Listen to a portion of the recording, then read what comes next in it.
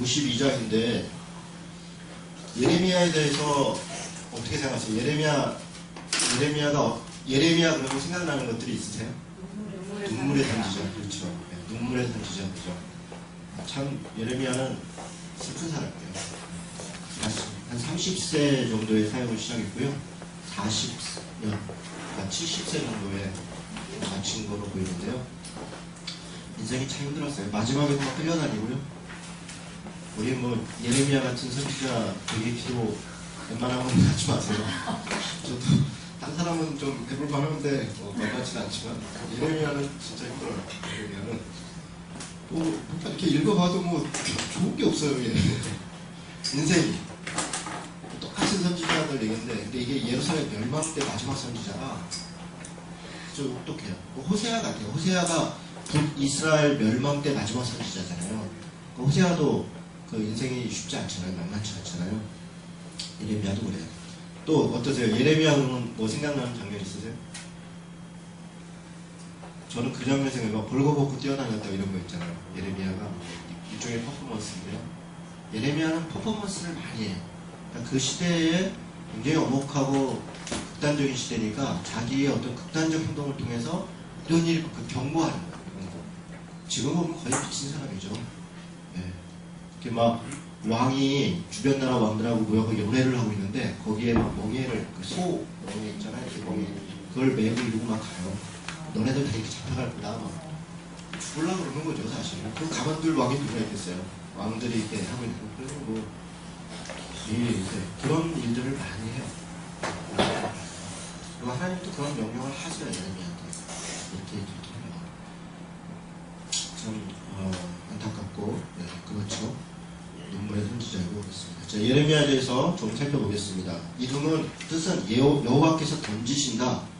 이 이름부터가 좀 예레미야 회겠죠. 예레미야 후 혹은 예레미야 회 되겠죠. 여호와께서 던지신다. 실제로 예레미야 선지자 자체가 좀 진짜 던져진 사람 같아요. 네, 그렇고 이스라엘의 멸망, 이스라엘의 던지심에 대한 예고 그걸 볼 수 있어요. 그 이름 자체에서도 나타나요. 1장 1절 한번 볼까요? 1장 1절에서 3절 여기가 이제 예레미야의 배경인데요. 늘 말씀드리지만 1장 1절이 중요하죠. 같이 1절에서 3절까지 한번 읽어보겠습니다.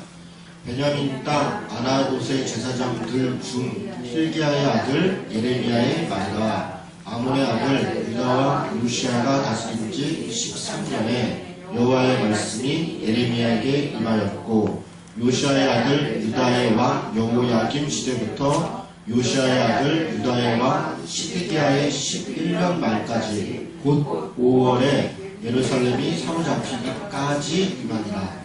정확하게 기록되어 있죠. 이게 이제 배경인데요. 일단은 hil기야의 아들이다. 제사장의 아들이라는 얘기죠. 제사장 아들이고 제사장 가문이었고 남유다 마지막 예언자로 활동한 거죠. 이 배경을 아는 게 중요한데요. 예레미야서를 읽다 보면 좀 헷갈려요. 왜냐하면 이게 뒤죽박죽 돼 있어요. 예레미야서는 연대서로 기록되어 있는 게 아니고요. 그냥 이렇게 뭐랄까 이렇게 한 달락씩 뭔 얘기하다가 또 이렇게 또 다른 얘기하고 이런 식이에요. 그러니까 요시야 저 왕 순서가 어떻게 되냐면요. 요시야 왕부터 시작을 했다는데 요시야 아들이 여호아하스예요. 여호아하스. 이게 이제 살룸이라고도 하는데 이 사람 이름이 원래는 살룸이에요. 그리고 나서 여호아하스 다음이 여호야김. 원래는 엘리야김인데 이름을 바꿔서 여호야김이 돼요. 그리고 그 다음이 여호야긴이에요. 그리고 마지막에 시드기야예요. 네. 이렇게 지금 왕이 이렇게 순서로 되어 있거든요. 근데 예레미야는 읽다 보면 요시야 얘기했는데 조금 있다가 시드기야 얘기하다가 다시 여호야김 때 얘기하다가 이렇게 왔다 갔다 해요. 그러니까 글을 쓰는 거에 보면 누구 왕 때 이렇게 얘기를 해요. 그러니까 우리가 일단 요 왕의 순서를 알면 이게 순서적으로는 이렇구나. 이렇게 그러니까 순서적으로 기록된 게 아니라 그냥 사건 혹은 이렇게 주제별로 기록되어 있다는 거예요. 그래서 이 부분을 먼저 이해할 필요가 있어요. 그래야 예레미야가 이 앞뒤가 지금 왔다 갔다 하는 것 같다 이런 느낌이 좀 들어요. 그리고 예레미야서는 처음부터 시작해서 1장부터 52장까지 쭉 일필일주를 쭉 써나가는 게 아니고요. 본인이 쓴 것도 아니에요. 중간에 보면 바룩이라는 사람이 있어요. 바룩. 그걸 이제 제가 기록을 해놨는데요.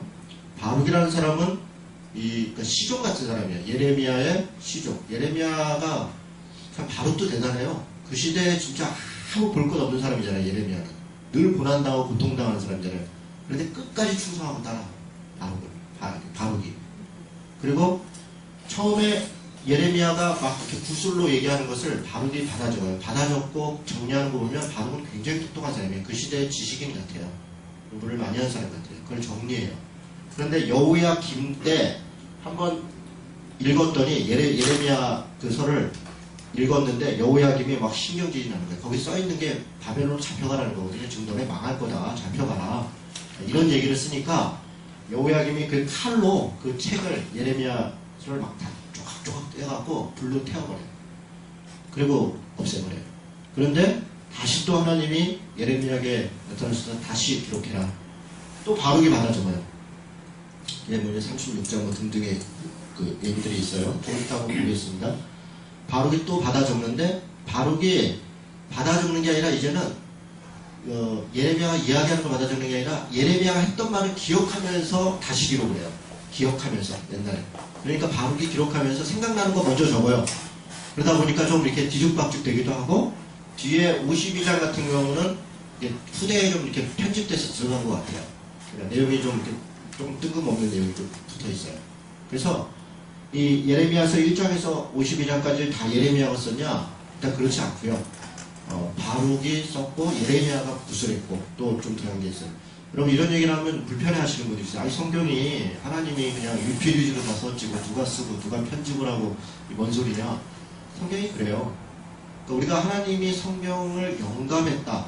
영감, 성령의 영감으로 하나님의 감동으로 줬다라고 할 때 우리는 이렇게 그 소위 영서 쓴다는 사람도 있더라고요. 하나님의 뭐 말씀에서 뭐 썼다는데 그 뜻을 아는 사람은 자기밖에 없어요. 하여간 뭐 그런 식으로 썼나 보다 하는데 그런 게 아니에요. 그렇게 쓰는 게 아니라 하나님이 이 필자들의 직업이나 지식이나 상황을 다 적절히 사용하시고 그리고 그의 특성들이 잘 나타나요. 그리고 편집하고 모으고 하는 과정에 그 모든 과정에 하나님의 개입하심이 있는 거예요. 그게 영감이에요. 만약에 그것을 우리가 믿지 않으면 이 성경을 믿을 수가 없어요. 이게 번역되고 또 사본되고 그러니까 이렇게 필사되고 번역돼서 또 번역되고 번역돼서 우리한테 왔잖아요. 이걸 어떻게 믿어요? 우리가 하나님의 말씀인지. 원본 아니면 못 믿잖아요. 이걸 어떻게 믿어요? 근데 우리가 이걸 어떻게 믿냐? 하나님의 개입하신 그 영감이 이 모든 과정에 있다고 믿기 때문에 이 성경을 읽어도 하나님의 뜻을 아는데 거의 지장이 없어요. 제가 볼 때는 거의가 전혀 지장이 없어요. 그러니까 굳이 히브리 헬라어를 보지 않아도 우리 성경만 봐도 하나님 뜻을 아는 건 그렇게 다르지 않아요. 근데 이제 조금 더 이렇게 그 내용들을 뭐 배경이나 이런 걸 알기 위해서 히브리 헬라어를 알면 훨씬 도움이 되죠. 그러나 그걸 모른다고 해서 히브리 헬라어를 원어를 보는 사람은 더 깊은 신앙의 뭔가를 더 깨달을 수 있고 우리 성경을 보면 좀 덜하고라고 생각하는 것은 착각이죠. 그래서 그런 정도로 일단 말씀드리고요. 바룩이 정리를 했다. 자, 배경을 먼저 쭉 제가 요 왕들 나온 김에 좀 말씀을 좀 드릴게요. 여러분 그 여호야김은 640년부터 통치했는데요. 609년까지인가요? BC로. 요시아는 대단히 훌륭한 왕이잖아요. 요시아는 개혁을 했고 이런저런 일을 했잖아요. 그것에 대해서 예레미야도 막 이렇게 지지하고 하는 부분들이 있어요. 그런데 어떤 일이 벌어졌냐면 이때는 아시리아가 패권을 갖고 있는 때거든요. 아수로. 그런데 이 621년에 BC 621년에 아시리아가 바벨론한테 멸망을 당해요. 바벨론한테. 메대 바벨론의 연합군인데 정확히 얘기하면 그래서 그 다리오 왕 다니엘이 나오는 다리오 왕은 메대의 왕이에요. 그러니까 원래 이 바벨론 누르가스네 이렇게 삼촌뻘 되는 사람인데 어쨌든 이렇게 메대 바벨론 연합군에서 멸망을 당하는데 이때 이 바벨론의 왕이 나보폴라살이라고 하는 왕이에요. 세계사에서도 유명한 왕이더라고요. 첫 번째 바벨론에 621년에 아시리아가 멸망을 당해요. 그런데 이 멸망당하는 나중에 엉뚱한 일이 벌어지는데 저 이집트의 당시의 왕이 누구냐면 느고라는 사람이에요. 느고. 그러니까 바로 느고 이러는데 파라오 느고라는 말이죠.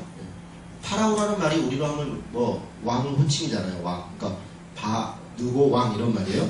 느고가 아시리아와 물론 견제 세력이 있었지만 바벨론을 더 견제해요. 그래가지고 아시리아가 멸망당하는 걸 돕겠다고 이게 진격해서 올라가요. 여기 이집트가 이렇게 있는데 이쪽에 있고 이렇게 있는데 여기서 일로 이제 급히 아시리아를 지원하려고 올라가요. 그런데 요시아가 엉뚱한 행동을 해요. 이때 올라가는 바로 누구를 이게 무기토 평야인데 여기서 막아서요. 자기가 그랬다가 여기서 전사해요. 이게 609년이에요. 그래서 요시아가 그렇게 죽어요. 그래서 이 죽음에 대한 평가가 좀 허망해요. 뭐 열왕기서도 그렇고 역대기도 그렇고 여기도 그렇고 별로 그렇게 그래서 죽었더라 이렇게 돼요. 요시아가 이렇게 좋은 왕이 609년에 죽어요. 그런데 그 다음에 문제가 벌어져요. 느고가 굉장히 화가 나죠. 자기를 막아서잖아요. 근데 올라갔다가 대패하고 내려와요. 바벨론한테. 대패하고 내려오면서 분풀이를 어때요? 여기다가 해요. 분풀이를 내려오면서. 그래가지고 뭐 다 난리가 나요. 얘가 뭐 전쟁은 끔찍한 거잖아요. 약탈 아니면 겁탈이고 이런 거니까요. 강탈 이런 거니까. 굉장히 고통을 당하는데 요시아가 죽은 다음에 그 아들 여호아하스가 왕이 됐는데 불과 3개월 만에 바로 느고에서 폐위당해요. 3개월 만에. 3개월밖에 못해요. 폐위시키고 요시아의 다른 왕 엘리야김이라는 아들이 있어요. 엘리야김이라는 말은 이 엘이라는 말이 하나님, 전능자라고 했잖아요. 전능자. 그러니까 하나님은 전능자시다 이런 이름을 가지고 있는 친구예요. 뭐 제 친구는 아니에요. 네, 옛날 분이세요. 엘리야김이 그런 분인데 이름을 여호야김으로 바꿔요. 야훼의 김으로. 뭐냐면 야훼는 하나님, 그러니까 하나님은 전능자다는데 야훼는 그냥 함께 하신다 이런 정도. 그러니까 이거는 격화시킨 거예요. 느고가 너희들이 믿는 하나님은 엘로힘이 아니고 그냥 지역에 그냥 지지리신이다 이런 식이에요. 그 왕 이름을 그렇게 바꾼 거예요. 그렇게 해서 모욕을 주죠. 여호야김한테. 그리고 왕을 바꿔요. 차지자님은 신경질이라는 거죠. 어떻게 그럴 수가 있나. 이런 나쁜 놈들 뭐 이런 거죠. 그렇게 해서 여호야김이 한 10여 년 정도 통치를 하는데요. 이 사람도 자기 딴에는 또 기분이 나쁘잖아요. 근데 여기에 이제 이 바벨론에 이 영웅이 탄생해요. 나부콜라살의 아들인데 느부갓네살이라고요. 이 대단한 왕이에요. 느부갓네살은 이쪽 일대에서는 굉장히 훌륭한 왕이에요. 바벨론에서 최고의 왕이라고 해도 과언이 아니죠.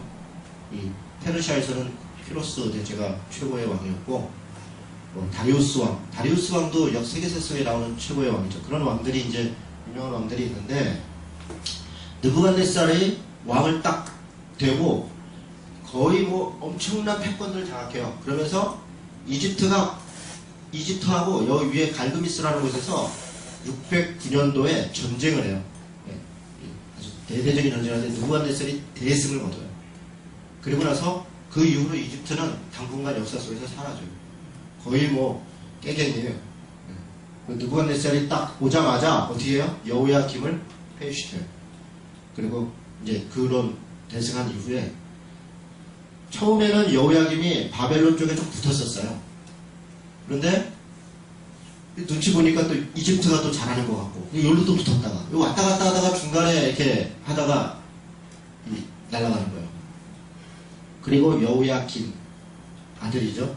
이 사람도 얼마 못해요. 3개월인가 얼마인가 하고 또 포로 잡혀가고 이렇게. 그리고 시디기아가 마지막 왕으로 이 사람 이름도 바뀌어서 원래 막디디아인가 뭐 이러는 건데 이름 바뀌어가지고 느부갓네살에 의해서 왕으로 됐다가 배신을 해요. 막판에 이집트 쪽으로 붙어요. 그랬다가 멸망을 당해요. 그러니까 이런 배경들이 있고 예레미야에 지금 이런 얘기들이 간간히 있어요. 이게 이제 열왕기서 끄트머리의 이야기이고 그렇죠? 역대기서 끄트머리에 이런 얘기들이 잠깐 있고 그러니까 이런 얘기를 염두에 두고 예레미야를 보면 이제 조금 더 이해하기가 편해요. 제가 지금 그 배경을 얘기합니다. 그리고 마지막에 이제 예레미야에 또 뭐가 나오냐면요. 시디기아가 뭐 본인은 뽑혀갖고 잡혀가고요. 아들들은 다 죽고 막 이렇게 아주 끔찍한 일이 벌어지는데, 그렇게 나라가 멸망한 다음에 여기에 포로 잡혀간 다음에 여기에다가 느부갓네살이 총독을 세워요. 그 사람이 그달랴라는 사람이에요. 그달랴. 아이감의 아들 그달랴라는 사람을 총독으로 딱 세우는데, 예레미야는 그달랴를 지지해요. 원래 아이감이 예레미야가 죽을 뻔한 것도 몇 번 살려줘요. 아이감은 예레미야를 이 정치적 그 권력자면서도 이 예레미야를 많이 지지했어요. 그리고 그 아들이 총독으로 들어왔고, 왜냐하면 아이감은 쉽게 얘기하면 친바벨론파였어요. 친바벨론파. 그래서 그달랴가 유다 지파도 아닌데 총독으로 들어오니까 유다인들이, 여기 남아있던 이 몰락한 가문인 유다인들이 그달랴를 암살해요. 암살하고 예레미야를 붙잡고 잡아가지고 어디로 가요? 우리가 사냐? 예레미야는 바벨론으로 가야 산다 그러는데 그들을 붙잡고 이집트로 명령을 해요. 예레미야가 또 이집트로 끌려가요. 그리고 거기 가서 또 뭐 고생을 하고, 그런 얘기가 예레미야서에 있어요. 있는지 그런 얘기가 있었나? 그런 얘기가 있습니다. 네. 그런저런 이야기들로 진행되는 게 예레미야서예요. 예레미야서는 물론 선지서인데 역사서로서의 가치도 아주 훌륭해요. 이 스토리텔링이 잘 돼 있어요. 역사적으로 그런 이야기들이. 그래서 물론 이제 옛날 책이고 또 이런저런 고어들이 많이 나오고 배경이 나와서 처음 읽는 사람들은 이게 뭔 말인가 읽다가 포기해요. 읽다가 포기하는 책들이 몇 개 있어요. 이사야서, 예레미야서, 에스겔서, 다니엘은 좀 덜한데요. 이런 책들은 읽다가 포기해요. 일단 길어오니까. 긴 책은 뭐 저도 잘 안 읽으니까요. 근데 예레미야서의 배경을 조금 알고 한번 이렇게 훑어보면 또 의미가 있습니다. 자, 그런 정도 배경을 갖고 이제 또 가겠습니다. 자, 예레미야는 독특한 사람이에요. 그러니까 예레미야의 사명이 지금 어디 나오면 10절에 나오는데 1장 10절 같이 한번 읽도록 하겠습니다. 읽습니다. 보라, 내가 오늘 너를 여러 나라와 여러 왕국 위에 세워 내가 그것들을 뽑고 파괴하며 파멸하고 넘어뜨리며 건설하고 심게 하였느니라 하시니라. 이게 예레미야의 사명이에요. 그러니까 뽑고 파괴하고 파멸하고 넘어뜨리고, 이거 좋아할 사람이 누가 있어요? 다 잘된다, 복받는다, 하나님이 은혜롭다, 너희와 함께한다 이렇게 해야 되는데, 그렇게 하면 죽는다, 뭐 뽑힌다, 차라리 가야 산다 이런 얘기를 하니까 아무도 안 좋아하죠. 근데 물론 여기서 그치는 건 아니에요. 다시 건설하고 심고 이렇게 하는데, 사실 개혁이라는 건 그런 거예요. 우리가 교회 최근에 이제 교회 변화가 필요하다, 개혁이 필요하다. 그런데 은혜롭게 한다. 은혜롭게 어떻게 개혁이 돼요? 뽑고 파괴하고 부수지 않으면 변화는 없어요. 그게 인류의 역사이고 실제로 성경의 가르침이 그래요. 우리가 오죽하면 개혁을 하겠어요. 오죽하면. 그냥 이렇게 조금 바꿔서 하면은 개혁이 왜 필요하겠어요? 이 혁자가 이 가죽 혁자인데, 이건 가죽 혁자를 쓰는 이유는 잡아야 가죽이 오는 거예요. 피 흘리고 뭐 찢고 짜개고 뭐 이래야 된다는 거예요. 그래서 개혁이든 혁명이든 그렇게 쉽게 안 돼요. 그래서 그런 일에 나서는 사람들은 죽을 각오를 해야 돼요. 네, 뭐 하나님이 복 주시고 다 잘 되겠다 이런 생각으로 하면요, 그냥 코앞 풀고 뭐 해보겠다는 건데, 그렇게 되는 장사가 어디 있습니까? 그렇게 되는 건 없어요. 다 애쓰고 수고하고 대가를 치러야 뭐가 되는 거예요. 그러니까 우리 교회 개혁 운동하는 분들 중에도 너무 이렇게 공자님처럼 하려는 분들이 있어요. 그냥 몇 마디 덕담하면 알아듣겠지. 절대로 내가 그렇게 알아들을 것 같으면 그게 그렇게 됐겠어요? 그러니까 그렇지가 않아요. 네, 그렇지 않아요. 그러면 뭐 전혀 위협이 안 되면 가만 놔두죠. 조금이라도 변화가 있을 것 같고 위협이 되면 그 다음은 죽이려고 하죠. 그러니까 아무래도 내가 뭐 늘 좋은 얘기하는데 나한테 아무 말도 안 한다. 내가 아무것도 안 하고 있는 거예요, 사실은. 하나만 한 거 하고 있는 거예요. 그러니까 이 변화라는 건 이렇게 각오해야 돼요. 지금 예레미야가 그런 거 아닙니까? 뽑고 파괴하고 파멸하고 넘어뜨리고 이런 일을 하는데 40년 동안 죽을 고생을 했다는 거 아니에요. 죽을 고생을 했다는 거 아니에요. 그래서 그런 일들을 합니다. 물론 싫어하죠. 이 예레미야의 메시지의 핵심을 몇 가지만 보면요. 21장을 보겠습니다. 21장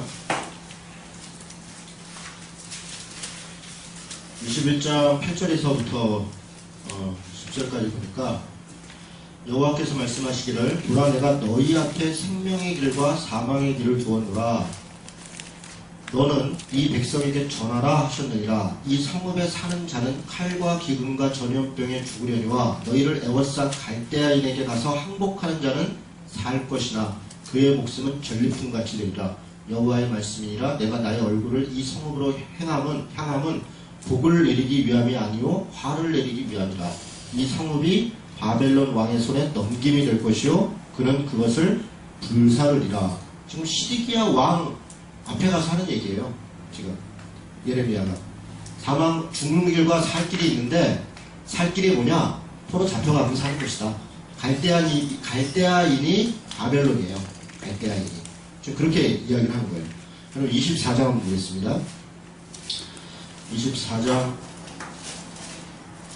5절부터 보니까 이스라엘의 하나님 여호와께서 이와 같이 말씀하시니라. 내가 이곳에서 옮겨 갈대아인의 땅에 이르게 한 유다 포로를 이 좋은 무화과 같이 잘 돌볼 것이다. 지금 무화과가 좋은 무화과가 있고 나쁜 무화과가 있는데 갈대아로 포로 잡혀간 게 좋은 무화과라는 거예요. 그러니까 누가 좋아하겠어요. 그러니까 8절에 보니까 여호와께서 이와 같이 말씀하시니라. 내가 유다의 왕 시드기야와 그 모관들과 예루살렘의 남은 자로서 이 땅에 남아있는 자와 애굽 땅에 사는 자들 다 나빠서 먹을 수 없는 이 나쁜 무화과 같이 버리되 오히려 남아있고 살려고 버티는 자들이 나쁜 무화과가 될 것이고 그들은 버림을 받을 것이다. 그렇게 지금 예레미야가 이야기를 하는 거예요. 27장 한번 볼까요? 27장 8절부터 보니까요. 뭐 그런 것들이 곳곳에 있는데 가다 보면 또 있습니다. 그래서 일단 27장 8절부터 보니까 나와 너 이전의 선지자들이 예로부터 많은 땅들과 큰 나라에 대하여 맞죠 지금?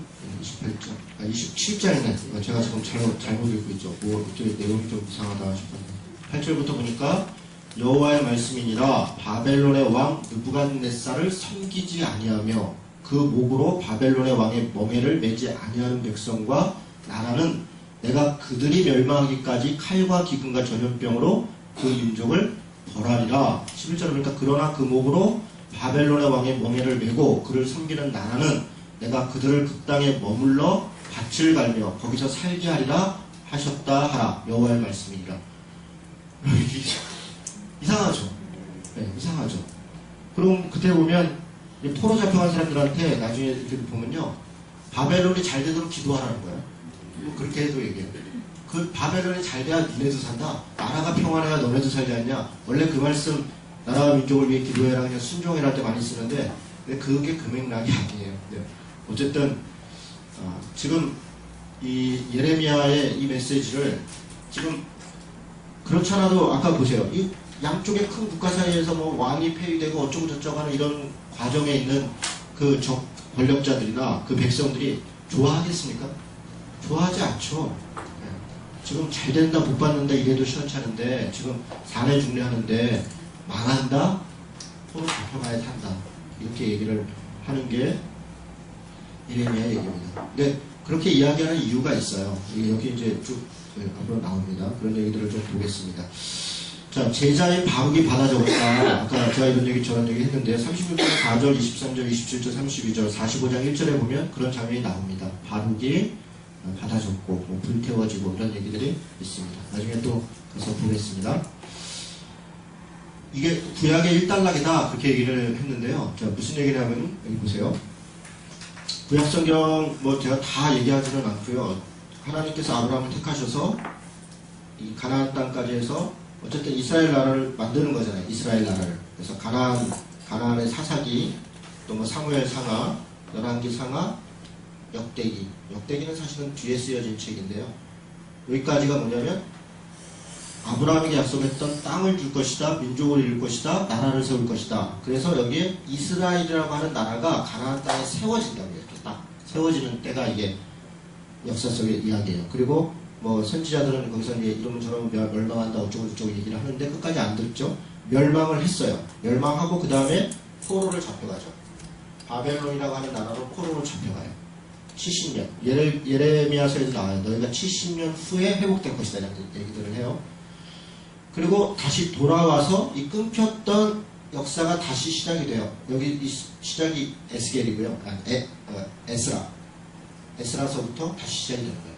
그래서 구약은 여기서 일단 한번 끊기고 이스라엘 역사가 포로 잡혀간 동안에 다니엘서, 에스겔서 이런 게 쓰여지는 거죠. 에스라, 니에미야, 에스더는 여기고 말라기 이렇게 그 다음 구약의 두 번째 단락이 시작됩니다. 이렇게. 그래서 예레미야가 요 끄트머리를 있는 책인 거죠.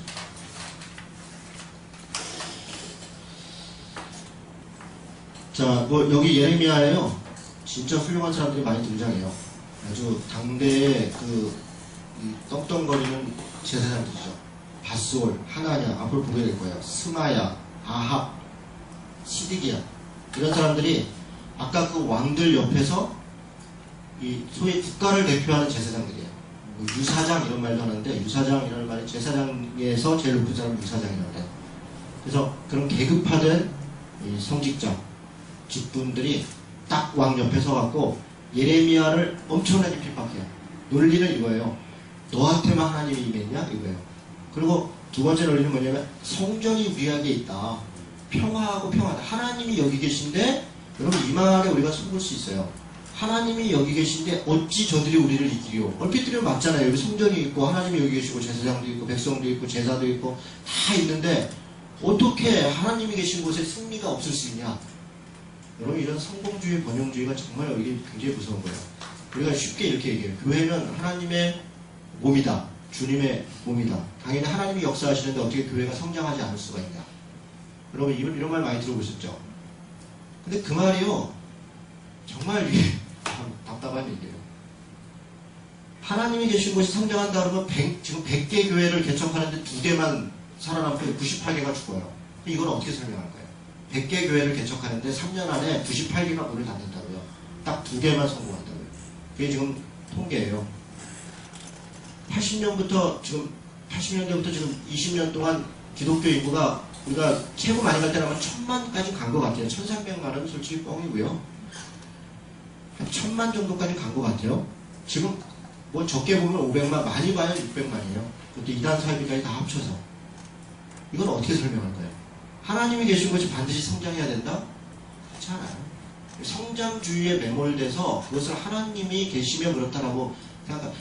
하나님의 역사가 바르게 역사하는 곳에 이렇게 되는 거죠. 그 바르다고 하는 전제들을 다 잃어버리고 무슨 짓을 하든 성장하면 그냥 다 하나님의 역사다.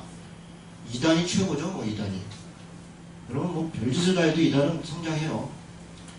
뭐 신천지가 최고 아니에요 그러면? 신천지만큼 좀 급성장하는 데가 어디가 있어요?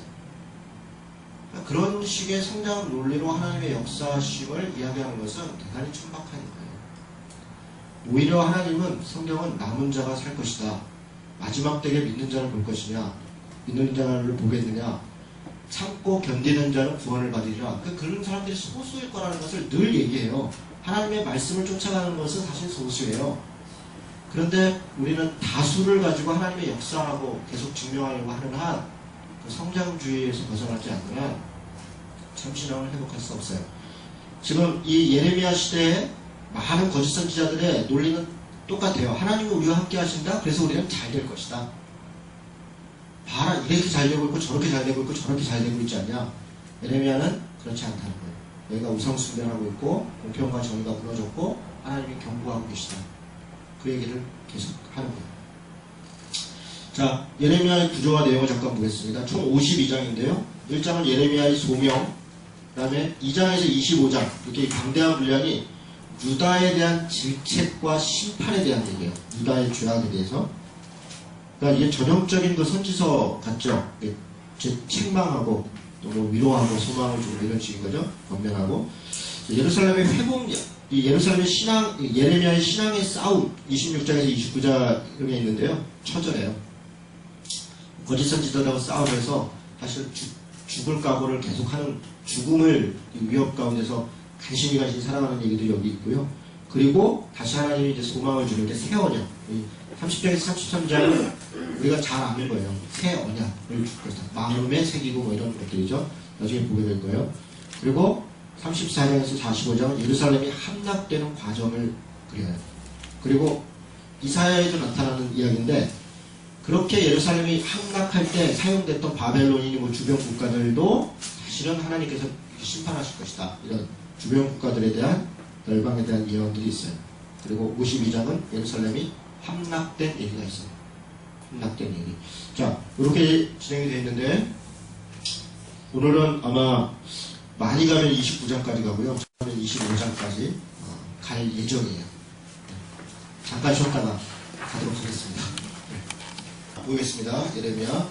자, 1장에 보니까 제가 아까 이제 배경들 이야기했고요. 하나님께서 예레미야를 부르는데 예레미야의 반응이 있어요. 이사야 때도 마찬가지인데 2절에 이렇게 얘기해요. 내가 이르되 슬프도소이다. 주 여호와여 보소서 나는 아이라 말할 줄을 알지 못하나이다. 이때 아이라는 표현은 애들이라는 표현이 아니라 좀 어린 청년, 이게 청년이라는 표현이에요. 이때 나이가 30이에요.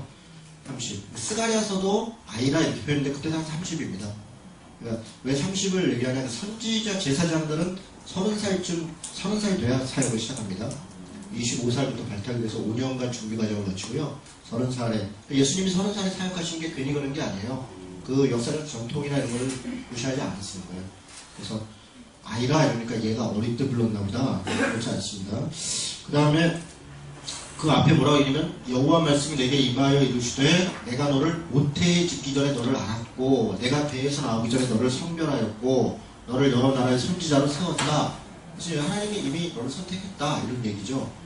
그런 얘기들이 있고요. 그리고 나서 아까 1장 10절 이야기한 것처럼 예레미야의 사명은 잘된다 복준다 이런 게 아니라 파멸하고 넘어뜨리고 뽑고 건설하고 심게 한다. 그러고 나서 이제 얘를 몇 가지 들어요. 그 살구나무 가지를 봤냐? 그러니까 얘 살구나무를 봤습니다.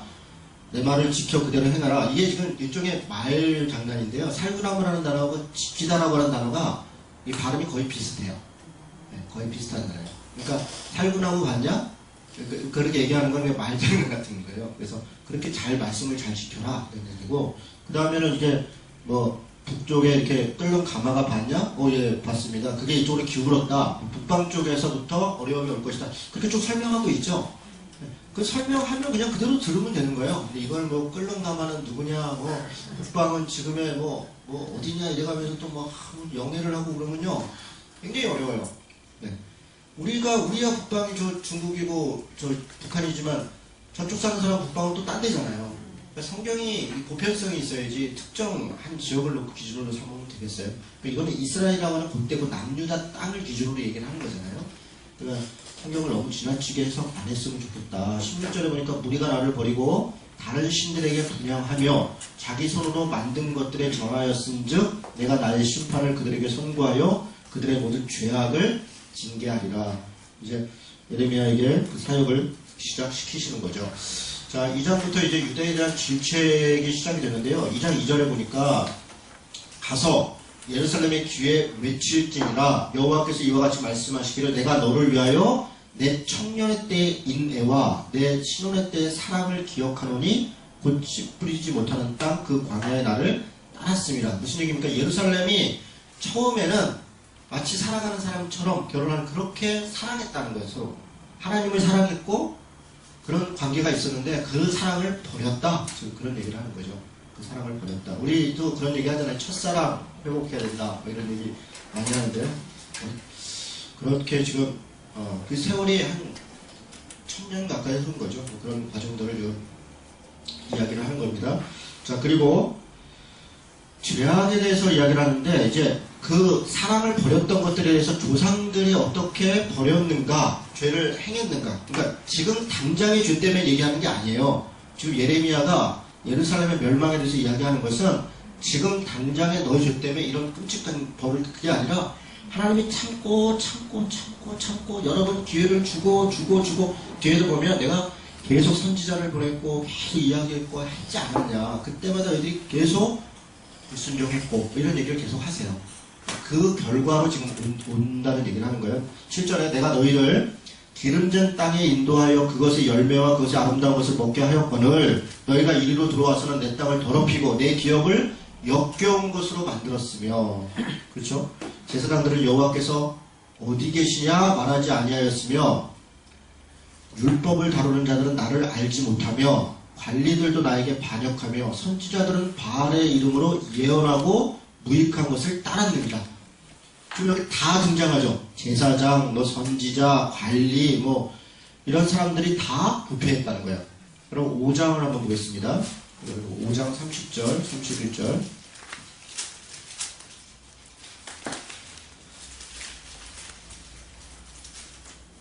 5장 30절, 31절 같이 읽습니다. 시작. 이 땅에 무섭고 놀라운 일이 있구나. 선지자들은 거짓을 예언하며 제사장들은 자기 권력으로 다스리며 내 백성은 그것을 옳게 여기니 마지막에는 너희가 어찌하느냐. 이 말씀이 이때 당시 실상을 정확하게 얘기하는 거예요.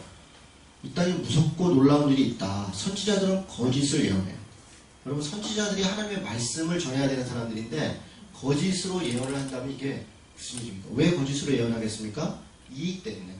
입에다 뭘 물려주면 평화를 얘기하고, 입에다 뭘 안 물려주면 아주 그냥 전쟁을 할 듯이 잡아먹을 듯이 달려들어갖고 아주 그냥 껍질까지 그냥 뼈까지 우려먹으려고 하고, 이게 선지자들의 당시의 태도였대. 거짓을 예언하며. 제사장들은 자기 권력으로 다스리며. 제사장들이 무슨 권력이 있습니까? 제사장들은 심부름 하는 사람 아니에요. 하나님과 백성들 사이에 하나님을 만날 수 있도록 제사하는 사람인데 권력 집단이 되었고, 그 권력으로 자기들이 제사를 좌지우지하고 이런 일들이 벌어졌다는 거예요. 내 백성은 그것을 좋게 여기니. 이게 제일 문제예요. 선지자, 제사장 타락했다. 관리들 그랬다. 오케이. 백성들이 그걸 좋게 여긴다는 거예요. 좋게 여기니 마지막에는 너희가 어찌할 거냐. 백성들은 왜 좋게 여겼습니까? 자기들에게 평화를 얘기하고 좋은 거 얘기하고. 이때 이 백성들은 가난하고 고통받는 백성들이 아니에요. 뭔가를 줄 수 있는 사람들이죠. 뭔가를 주고 대가를 받을 수 있는 사람들은 뭐 그렇게 박수치고 그렇게 살아가는 거예요. 지금 당시에 시대가 이렇게 됐다라는 얘기를 한 겁니다. 다시 2장으로 돌아가겠습니다. 우상숭배, 제가 계속 말씀드리는데 이스라엘의 죄악, 주변 국가의 죄악을 두 가지로 얘기하면, 첫째는 우상숭배고 둘째는 공평과 정의를 행하지 않았다. 그러니까 불의를 행했다는 거예요. 그 불의의 내용이 뇌물과 폭압과 억압과 이런 것들이에요. 그러니까 우리 불의 그러면 뭔가 좀 영적인 거 이렇게 생각하는데 그런 게 아닙니다. 성경의 선지자들은 구체적으로 쓰고 있어요. 구체적으로 관계 속에서, 국가 가운데서 어떤 사회적 범죄들을 저질렀는지, 그래서 어떻게 사람들을 고통당하게 했는지를 정확하게 기록하고 있는데 우리는 그걸 다 소위 영적으로 해석해버린다는 거예요. 영적으로 소위. 근데 그렇지 않습니다. 그래서 내 행동을 돌아봐야 되는 거죠. 내가 지금 어떻게 하고 있는가. 그래서 이방신들을 쫓아가는 것들에 대해서 많이 얘기합니다. 11절에 보니까 어느 나라가 그들의 신들을 신 아닌 것과 바꿀 일이 있느냐. 그러나 나의 백성은 그의 영광을 무익한 것과 바꿨느니라. 내 백성이 두 가지 악을 행했는데 곧 그들이 생수의 근원되는 나를 버린 것과, 하나님을 버렸다는 거죠. 스스로 웅덩이를 판 것인데 그것은 그물을 가두지 못할 터진 웅덩이라. 웅덩이를 했다는 것은 자기 살 길을 찾았다는 거예요. 뭐 사막 지역이니까 웅덩이가 있어야 농사를 짓고 먹고 사는 거 아닙니까? 웅덩이를 팠는데 자기 살겠다고 생수의 근원인 하나님을 놓고 다른 신을 쫓았는데 그건 터지는 웅덩이다. 그런 얘기죠. 비유적인 얘기죠.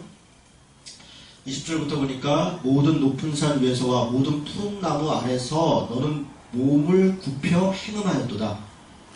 이게 성적으로 타락했다 그런 얘기를 하는 게 아니에요. 이거는 우상 숭배하는 방식이에요. 그러니까 이방 당시 바알과 아세라 신의 종교적 행위는 다 성적 행위였습니다. 거의 대부분. 네. 특히 아세라는 번영의 신인데요. 그 아세라 신전의 신약 시대에도 여사제들이 있는데 다 행음하는 사람들입니다. 그게 종교적 행위예요. 호세아서가 유비가 그런 거예요. 호세아서가 얘기하는 게 그들이 호세아가 바알을 따랐다는데 행음했다는 거예요. 그런 여사제 역할을 했다. 이런 얘기예요. 자, 내가 너를 순전한 참 종자고 귀한 포도나무로 심었는데 내게 대하여 이방 포도나무의 악한 가지가 되면 무엇이냐. 그래서 이제 구체적으로 얘기해. 23절에 표현들이 사실 좀 거칠죠. 내가 얻지 말하기를 나는 더럽히지 아니하였다. 바알들의 뒤를 따라가지 아니하였다 하겠느냐. 골짜기 속에 있는 내 길을 보라. 내 행한 바를 알 것이라. 발이 빠른 암낙타가 그의 길을 어지러이 달리는 것과 같았으며 너는 광야에서 익숙한 들 암나귀들이 그들의 성욕이 일어남으로 헐떡거림 같았도다. 뭐 등등등등. 그래서 25절에 내가 이방신들을 사랑하였은즉 그를 따라가겠노라 하노라. 이렇게 음란하고, 그러니까 구약 성경의 음란은 대개 우상숭배와 연결됩니다. 잠언에서도 아주 뭐 잘 얘기를 하는데요. 음란. 왜 그러냐면 그 신들의 신전 행위가 음란이었기 때문에 그렇습니다. 자, 그리고 조금 더 내려갑시다. 34절 한번 볼까요? 34절. 나머지들은 다 비슷한 얘기고요. 34절 보니까 또 내 옷단에는 죄 없는 가난한 자를 죽인 피가 묻었나니 그들이 담구멍을 뚫었기 때문이 아니라 오직 이 모든 일 때문이라. 나는 죄를 범하지 아니하였다 하였으므로 내가 너를 심판한다. 내가 아수르로 말미암아 수치를 당한 같이 또한 애굽으로 말미암아 수치를 당할 것이라. 내가 두 손으로 내 머리를 싸고 거기서도 나가리니 이제 내가 의지하는 자들을 나 여호와가 버렸다. 이때 이제 애굽으로 말미암아 수치를 당할 거다. 이게 어느 때냐면 3장 6절에 보니까 요시야 왕 때 이렇게 돼 있죠. 요시야 왕 때. 요시야 왕 때 이집트로 인해서 고통을 당합니다. 그러니까 이렇게 이제 뒤에 가면 결국 바벨론한테 멸망하는데 뭐 이집트한테 또 수치를 당하나. 그러니까 이게 아까 그 역사의 흐름 속에서 이제 배경들이 있는 겁니다. 자, 그런 정도 이야기를 하고요. 3장에 보니까 3장 11절부터 보세요. 요시야 왕 때에 여호와께서 또 내게 이르시되 너는 배역한 이스라엘의 행한 바를 보았느냐? 그가 모든 높은 산에 오르며 모든 푸른 나무 아래에서 행음하였도다. 그가 이 모든 일을 행한 후에 내가 말하기를 그가 내게로 돌아오리라 하였으나 아직도 내게로 돌아오지 아니하였고 그의 반역한 자매 유다는 그것을 보았느냐. 지금 이스라엘을 얘기하는 거예요. 이스라엘이 지금 멸망했잖아요. 이스라엘이 멸망했는데 그들이 행하고 그래서 멸망했는데 그걸 봤으면 유다가 그걸 봤으면 돌아올 줄 알았는데 너네도 끝까지 안 돌아오고 있느냐. 이제 그런 얘기를 하는 거예요. 그러면서 뭐라고 이게 11절에 보니까 여호와께서 내게 이르시되 배역한 이스라엘은 반역한 유다보다 자신이 더 의로움이 나타났나니 너는 가서 북을 향하여 이 말을 선포하여 이르라. 여호와께서 이르시되 배역한 이스라엘아 돌아와라. 나의 노한 얼굴을 너희에게 향하지 아니하리라. 나는 긍휼이 있는 자라 노를 하옵시 품지 아니하리라. 여호와의 말씀이냐. 이거는 일종의 비유 같은 건데 뭐냐면 유다의 죄악이 이스라엘보다 더하다는 거예요. 내가 이스라엘을 그런 죄악 때문에 이 아시리아로부터 멸망할 것을 했는데 지금 보니까 너네들보다 되게 훨씬 낫다. 너네를 멸망시키지 않으면 이스라엘을 다시 회복시켜야 된다. 이런 정도 후회함이 있다는 정도로 유다의 폐역함이 지금 극에 달해 있다. 지금 그런 얘기를 비유적으로 이야기하는 것입니다. 자, 넘어가겠습니다. 제가 이렇게 슬슬 이렇게 내용을 보고 지나갈 테니까요. 여러분이 다시 그런 배경 속에서 읽으시면 됩니다. 4장에 보니까 이제 심판에 대해서 얘기합니다. 4장 1절에 여호와께서 이르시되 이스라엘아 내가 돌아오려거든 내게로 돌아와라. 내가 만일 나의 목전에서 가증한 것을 버리고 내가 흔들리지 아니하고 진실과 정의와 공의로 여호와의 삶을 두고 맹세하면 나라들이 나로 말미암아 스스로 복을 빌며 나로 말미암아 자랑하리라. 다시 삶의 회복을 얘기하는 거죠. 그리고서 10절에 얘기합니다. 내가 이르되 슬프도소이다. 주 여호와여 주께서 진실로 이 백성과 예루살렘을 크게 속이셨나이다. 이르시기를 너희에게 평강이 있으리라 하시더니 칼이 생명에 이르렀나이다. 지금 이거 일종의 시적 언어. 여러분 예레미야서의 거의 80%가 시적 언어입니다. 그러니까 이게 산문체, 산문시 같은 거예요. 시적 언어예요. 그래서 지금 이게 이렇게 하나님이 속였대, 뭐 평강이 칼이 이렇게 읽으시면 안 되고요. 일종의 시적 언어 표현이죠. 이게 평화로운 줄 알았는데 이렇게 있구나 이런 얘기잖아요. 그렇죠? 자, 18절에 보니까 내 길과 행위가 이 일들을 부르게 하였나니 이는 내가 악함이라 그 고통이 내 마음까지 미치느니라. 그래서 19절에 나팔소리가 심령의 나팔소리가 전쟁의 경보를 들으리로다. 그래서 멸망에 대해서 쭉 이야기를 하는 거죠. 5장 1절로 가겠습니다. 너희는 여기 아주 독특한 표현이 하나 있어요. 여기 같이 한번 읽어볼까요? 1절. 자, 시작. 너희는 예루살렘 거리로 빨리 다니며 그 넓은 거리에서 찾아보고 알라. 너희가 만일 정의를 행하며 진리를 구하는 자를 한 사람이라도 찾으면 내가 이 성을 용서한다. 여러분 이 표현이 되게 독특해요. 옛날 소돔과 고모라를 멸망시킬 때는 쭉쭉쭉 내려가서 10명까지 갔다고요. 근데 지금 여기는 한 사람 찾으라는 거예요. 한 사람. 무슨 얘기야? 한 사람도 없다는 거예요. 그러니까 소돔과 고모라의 멸망 때보다 더 타락하면 타락했지 그렇지 않다는 거예요. 그러니까 그럴 정도로 지금 이야기를 하는 거예요. 빨리 가서 찾아봐라. 찾아보는데 없다는 거죠. 없다는 거죠. 5절에 내가 지도자들이 가서 그들에게 말하리라. 그들은 여호와의 길 자기 하나님의 법을 안다 하였더니 그들도 일제히 명예를 꺾고 결박을 끊은지라. 7절에 내가 어찌 너를 용서하겠느냐. 내 자녀가 나를 버리고 신이 아닌 것들을 맹세하였으며 내가 그들을 배불리 먹인즉 그들이 가늠하며 참개짐에 허다히 보이네. 뭐 이런 얘기죠. 26절부터 좀 넘어가겠습니다. 26절부터는 내 백성 가운데 악인이 있어서 새 사냥꾼이 매복한 같이 지키며 덫을 놓아 사람을 잡으며 세장에 새들이 가득한 같이 너희 집들의 속임이 가득하더라. 그러므로 너희가 번창하고 거부가 되어, 이런 거 이제 밑줄 치고 액자에 들어갈 말이죠. 너희가 번창하고 거부가 되어 살찌고 윤택하며, 거기까지죠. 그 뒤에는 이제 안 쓰는 거죠. 그러므로 너희가 번창하고 거부가 되어 살찌고 윤택하며, 할렐루야. 딱 이게 바로 액자에 들어가는 거죠.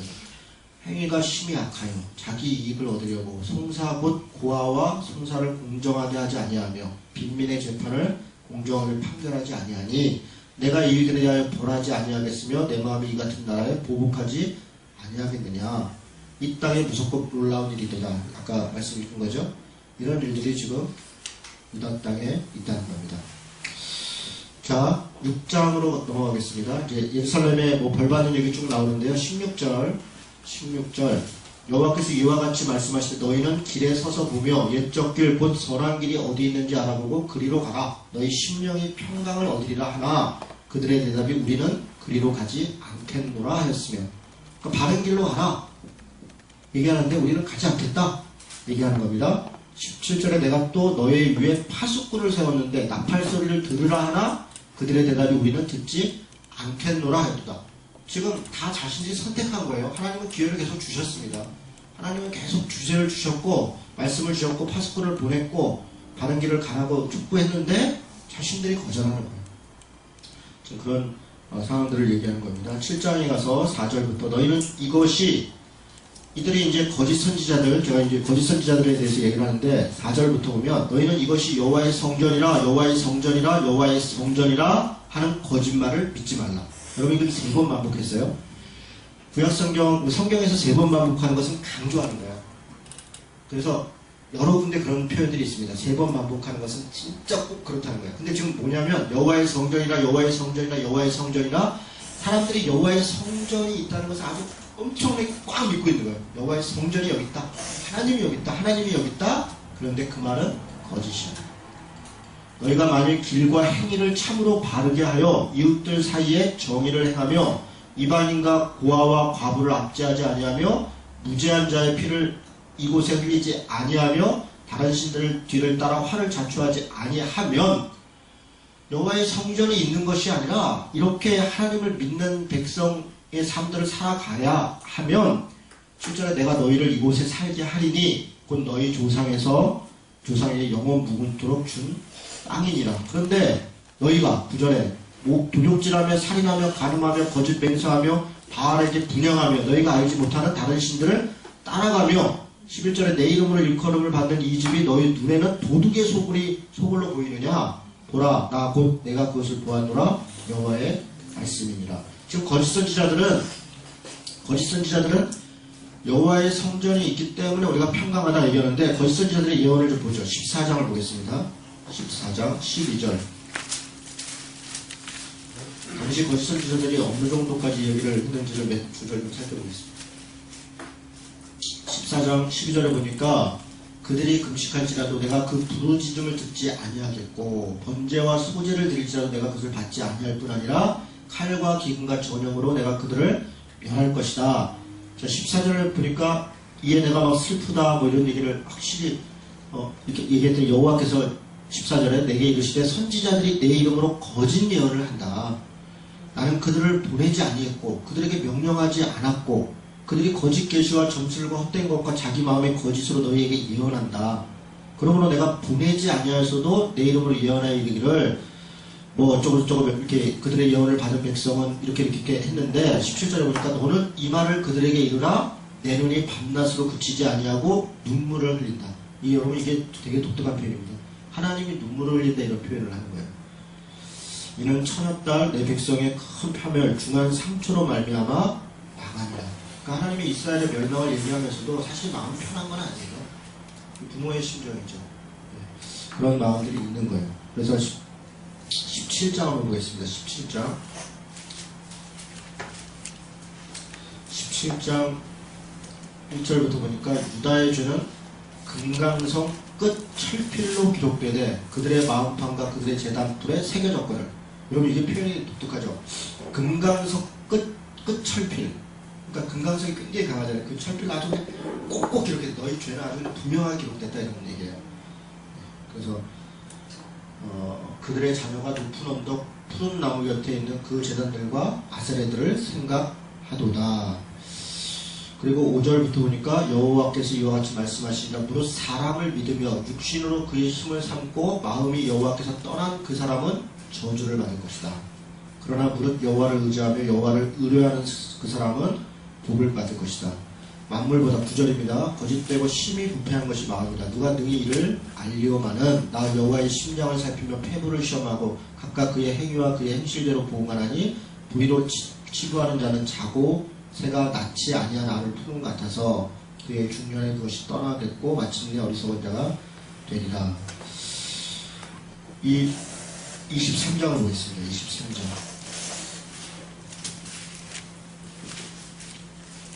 9절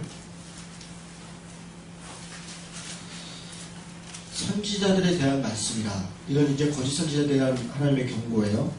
이 땅에 간음하는 자가 가득하도다. 13절에 보니까 내가 사마리아 선지자들 가운데 우매함을 보았나니 그들은 바알을 의지하고 예언하여 내 백성 이스라엘을 그릇되게 하였고 내가 예루살렘 선지자들 가운데도 아까 사마리아는 북이스라엘이죠. 그런 거짓 선지자들이 있어서 그 나라가 그렇게 멸망의 길로 갔는데 지금 예루살렘에도 선지자들 가운데 가증한 일을 보았나니 그들은 간음을 행하며. 여러분 선지자가 간음을 행하며 이 표현도 되게 끔찍한 거 아닙니까? 거짓을 말하며 악을 행하는 자의 손을 강하게 하여. 악을 행하는 자의 손을 강하게 해요. 이거 뭐래요? 잘한다는 거예요. 너가 잘한다. 너 잘 될 거다. 너 힘내라. 하나님은 널 도울 거다. 악을 행하는데 거기를 축복했다는 거예요. 그래서 그런 자를 축복하고 그렇게 했다는 거예요. 그 악에서 돌이킴이 없게 하였은즉. 이게 중요해요. 악을 계속 격려하니 그가 어떻게 돌이킵니까? 돌이킬 수가 없죠. 돌이킴을 없게 하였은즉 그들은 다 내 앞에서 소돔과 다름이 없고 그 주민은 고모로와 다름이 없느니라. 16절에 만군의 여호와께서 이와 같이 말씀하시되 너희에게 예언하는 선지자들의 말을 듣지 말라. 그들은 너희에게 헛된 것을 가르치나니 그들이 말하는 묵시는 자기 마음으로 말미암은 것이요 여호와의 입에서 나온 것이 아니니라. 자 25절 보세요. 내 이름으로 거짓을 예언하는 선지자들의 말에 내가 꿈을 꾸었다 말하는 것을 내가 들었노라. 꿈꾼 사람들이 많죠. 거짓을 예언하는 선지자들이 언제까지 이 마음을 품겠느냐? 그들은 그 마음에 간교한 것을 예언하느니라. 그들이 서로 꿈꾼 것을 말하니 그 생각인즉 그들의 조상들이 바알로 말미암아 내 이름을 잊어버린 것 같이 내 백성으로 내 이름을 잊게 하려 함이로다. 28절 같이 읽겠습니다. 여호와의 말씀이니라. 꿈을 꾼 선지자는 꿈을 말할 것이요 내 말을 받은 자는 성실함으로 내 말을 말할 것이라. 겨가 어찌 알곡과 같겠느냐. 꿈꾸는 자는 꿈을 얘기하는 것이고, 그러니까 뭐 옛날 성경 몽사를 안 들은 몽사를 말할 거 이렇게 돼 있죠. 말씀을 받은 자는 말씀을 얘기하는 것이다. 선지자는 하나님의 말씀을 있는 그대로 전하는 자예요.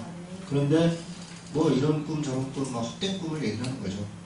잘됐다. 내가 꿈꿔보니까 너가 앞으로 어쩔 때 저쩔 때 이렇게 얘기하고. 여러분 그런 말에 속고 쫓아다니면 진짜 안 돼요. 정말 뭐 따라다니시잖아요. 내 인생 아니니까. 진짜 이렇게 아무리 얘기해도 잘 못 알아듣더라고요. 그거 그냥 다 망가져가지고 마치 그냥 그 13년 동안 혈루병 앓았던 여인처럼 이 의사 저 의사 쫓아다니다가 허락을 상태에서 예수님 옷 끝자리 만지는 심정으로 그렇게 사는 사람들이 정말 많아요. 뭔가 기적과 이적 뭐 센 거 쫓아다니다 보면요. 그 쫓아다니다가 참 이제 망합니다. 뭐 이 정도 얘기합시다. 자, 다시 7장 돌아가겠습니다.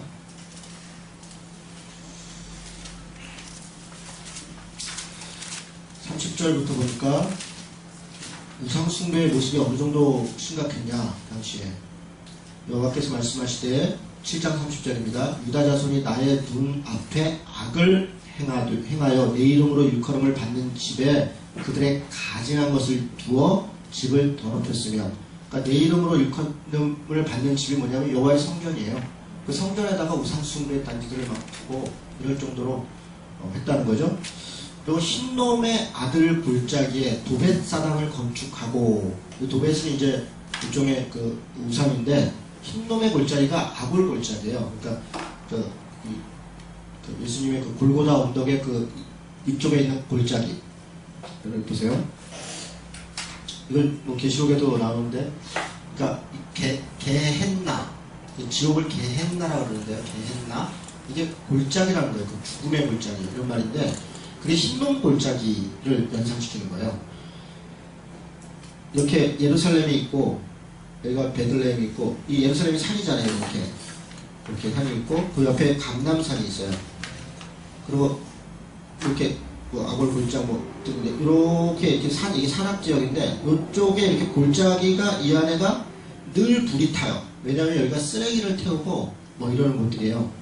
그러니까 이게 잔것들을 태우고 이러는 것인데, 이게 흰놈 골짜기, 흰놈 골짜기. 그리고 이 흰놈 골짜기에 이런저런 걸 막 태워요. 그러니까 지옥을 불로 표현하는 게 흰놈 골짜기, 게헨나, 이 이미지를 가지고 와서 쓰는 말이에요. 근데 여기에다가 뭘 지금 불살랐다느냐면, 자녀들을 불에 살랐나니. 이게 그러니까 몰렉시 비슷한 거예요. 그러니까 이게 일종의 제사행위예요. 자기 자녀를 불에 태워서 복을 구하는 거죠. 참, 요즘 생각으로는 이해가 안 되지만, 옛날에 애가 막 10명, 20명, 70명 있을 때는 한두 명 태워도 뭐 괜찮았나 봐요. 그러니까 지금하고 정서가 다를 수는 있어요. 다를 수 있어요. 그러니까 이게 우리 사회가 그런 끔찍한 거죠. 그게 종교가 자식을 불에 태울 정도로 무섭게 사람을 노예화시키는 거예요. 이건 정말 끔찍한 일이죠. 흰놈의 아들, 그래서 불에 살라니 내가 명령하지 아니하였고 내 마음에 생각하지도 아니한 일이니라. 근데 지금 이걸 바치면서 이 문맥상은 뭐냐면 하나님께 한다라고 했다는 거예요. 지금 여호와의 가증한 신전에 우리가 다른 신을 섬긴다, 저분이 더 세다가 아니라 하나님을 섬긴다는 방식으로 자기 자식을 불에 태우고 그를 아무 문제를 여기지 않았다는 거예요. 그만큼 혼합주의가 강하게 있었고, 이 풍요와 번영 이런 것들이 아주 가득 차 있는 것을 얘기하는 거죠. 그러므로 여호와께서 말씀하시니라, 날이 이르면 이것을 도벳이라 하거나 흰놈의 아들의 골짜기라 말하지 아니하고 죽음의 골짜기라, 이게 아골 골짜기라는 말입니다. 죽음의 골짜기라 말하리니 이는 도벳에서 자리가 없을 만큼 매장하기 때문에, 자리가 없을 만큼 매장했다. 그럼 그리고 이게 이제 에스겔에서 그 죽어있는 뼈다귀들을 나오라 할 때 그 에스겔 골짜기가 또 이 골짜기예요. 그러니까 이게 여기가 다 그 같은 골짜기예요. 다 거기 죽음이 있는 곳이고 전쟁이 막 시체도 버리고 뭐 쓰레기도 태우고 하는 곳이에요. 그 죽음의 장소들에 하는 것입니다. 자, 7장 이제 계속 지금 우상 숭배가 어느 정도로 심각했냐를 얘기하는데요. 8장 1절에 보니까 여호와의 말씀이니라, 그때 사람들이 유다 왕들의 뼈와 그의 지도자들의 뼈와 제사장들의 뼈와 선지자들의 뼈와 예루살렘 주민의 뼈를 그 무덤에서 끌어내서 그들이 사랑하며 섬기며 뒤따르며 구하며 경배하던 해와 달과 하늘의 묵별 아래에서 펼쳐지게 하리니 그 뼈가 거두이거나 묻히지 못하면 지면에서 분토가 될 것이며 이 악한 민족에 남아있는 자, 무릇 내게 쫓겨나서 각처에 남아있는 자들이 사는 것보다 죽는 것을 원하리라. 지금 무슨 얘기냐면요, 우상숭배가 어느 정도까지 극치를 갔냐면, 죽은 선지자, 유명하다는 사람, 그런 뼈를까지도 캐내서 그걸 섬겼다는 거예요. 우리도 그렇죠.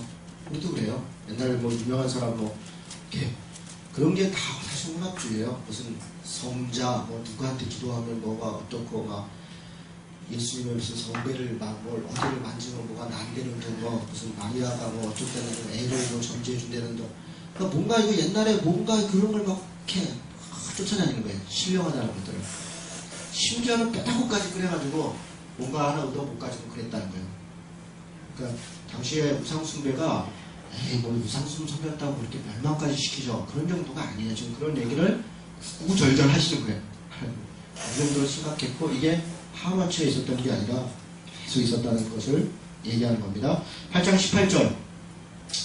8장 18절에 보니까 슬프도다 나의 근심이여 어떻게 위로를 받을 수 있을까, 내 마음이 병들었도다. 지금 누구냐면 예레미야예요. 예레미야가 이런저런 현상을 보고 하나님의 말씀을 전하는데 자기들 마음이 편하겠냐. 자기도 너무 괴로운 거예요. 하나님의 말씀을 전하고 뭔가 얘기를 한 독한 말을 하는데 그게 또 자기한테 너무 힘든 거예요. 그래서 그것 때문에 갈등하고. 여러분, 그래서 그 심리학에서 제레미야 현상, 그러니까 예레미야 현상을 뭐라 그러냐면, 나중에 보면 이제 예레미야가 막 하나님을 원망하기도 하고, 자기가 전하긴 전해야 되는데 전하고 나서 하나님을 막 원망해. 아니 이럴 수가 있습니까? 하나님 이렇게까지 하십니까? 왜 나한테 이렇게 원망하는, 뭔가를 막 원망하는 것을 심리학에서 예레미야 현상이라고 해요. 제레미야 현상이라고. 그럴 정도로 여기 안에는 예레미야라고 뭐 독한 말 할 때 늘 편한 게 아니에요. 때문에 늘 괴롭고 힘들고 그런 거예요. 독한 말 하는 건 어렵습니다. 독한 말 해보시면 알아요. 욕도 많이 먹고요. 나도 잠도 잘 안 와요. 네, 그렇죠.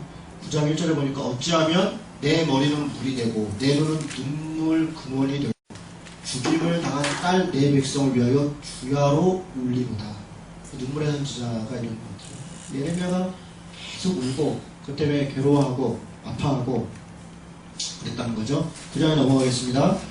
23절부터 보니까 저는 뭐 개인적으로 23, 24절이 저희 집 가문이에요.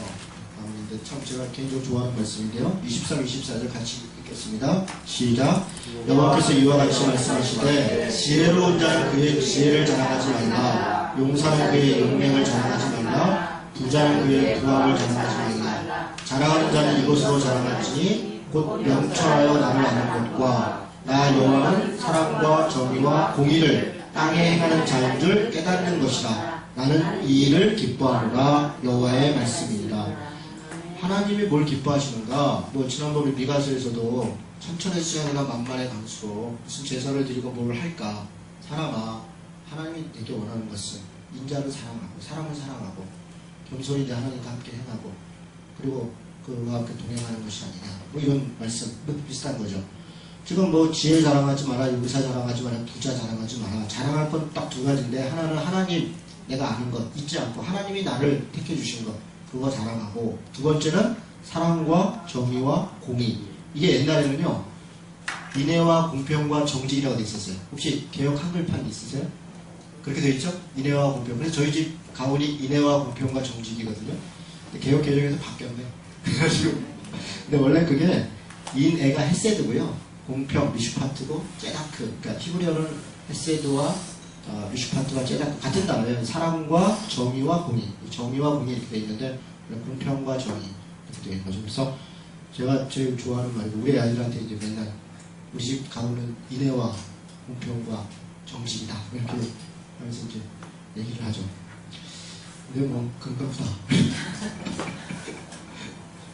많이 바뀌어가지고 이거 바꿔야 되나. 사랑과 정의와 공의는 근데 별로 좋은 번역이 아니에요. 왜냐면 공의라는 말 자체가 공평과 정의라는 말을 합친 거거든요. 그러니까 앞에 정의가 있고 또 공의가 있으니까 중복된 표현이라 저는 그냥 인애와 공평과 정직은 원래 좀 잘못된, 정직이 아니라 사실 정의인데 인애와 공평과 정의인데 그렇게 아니면 그런 의미입니다. 좋은 말씀이죠.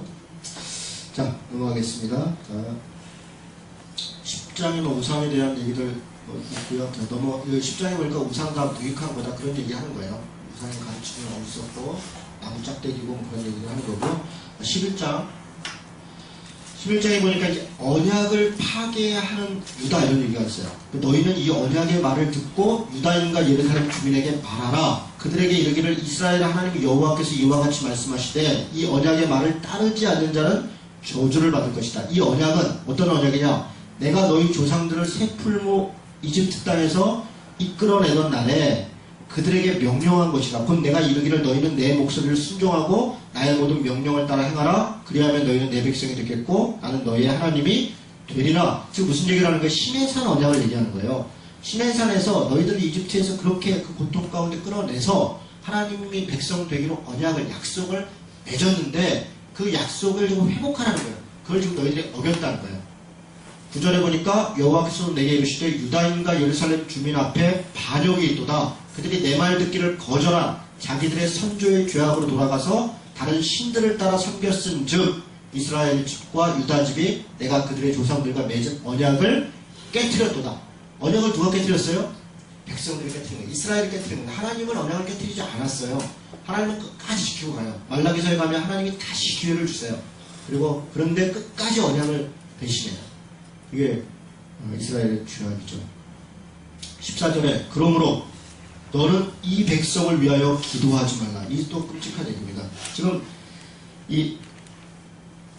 아까도 그 예레미야가 너무 고통스럽잖아요. 마음에 번뇌가 있잖아요. 그러니까 하나님께 백성을 위해서 기도하는 거예요. 하나님 이 백성이 그래도 회복되게 하시고 다시 한번 기회를 주시고, 그런데 그때마다 몇 번을 반복해서 너는 이 백성을 위해 기도하지 말라. 그들을 위하여 부르짖거나 구하지 말라. 그들이 그 고난으로 말미암아 내게 부르짖을 때 내가 그들에게 듣지 아니하리라.